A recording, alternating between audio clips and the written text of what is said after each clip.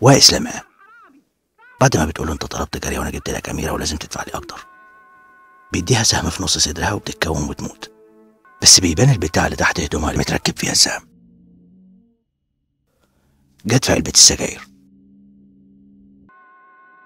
رامبو وهو طالع باللوري اللي سرقه وعمال يطير بيه وبيخبط العربيات، بيبان الكاميرا من جوه اللوري اللي هي بتصور البرسبكتيف بتاعت العربيه.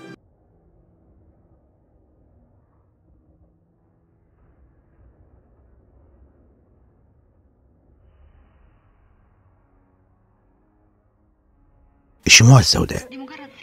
صالح سليم بيقوم بدور واحد أعمى، بس وهو ماشي مع نجاة الصغيرة بيبقى قدامه رصيف وهما ماشيين، بيقرب عليه وبيطلع عليه برجله من غير ما يعرف إن في رصيف. لكن طبعا مسموح لي إني أرجع قبل المغرب.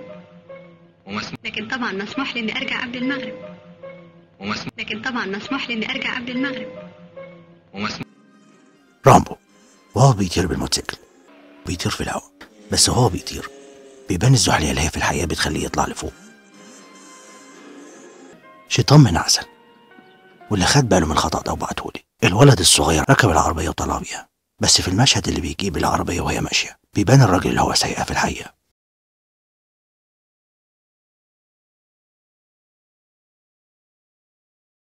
اوعى وشك.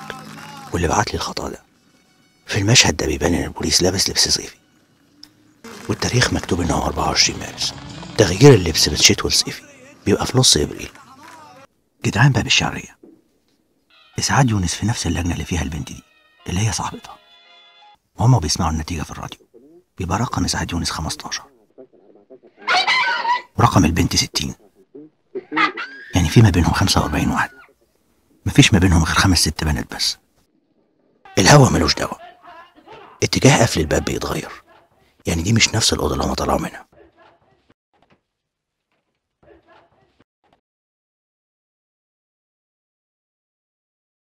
انسامنيا.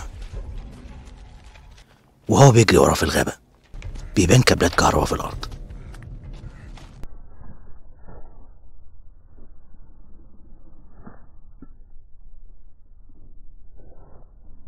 الذئاب واللي خد باله من الخطأ ده وبعتهولي. ده بيتكلم عن حادثة اختفاء تاجر في مصر الجديدة. بالظبط. الخبر اللي في الجورنال بيبان ان العنوان ملوش دعوة بالكلام اللي مكتوب تحته، والتفاصيل اللي مكتوبة بتبقى عن فلسطين. لو عجبك الفيديو ما تنساش تعمل لايك، ولو دي أول مرة ليك هنا ما تنساش تعمل سبسكرايب. شكرا للمشاهدة.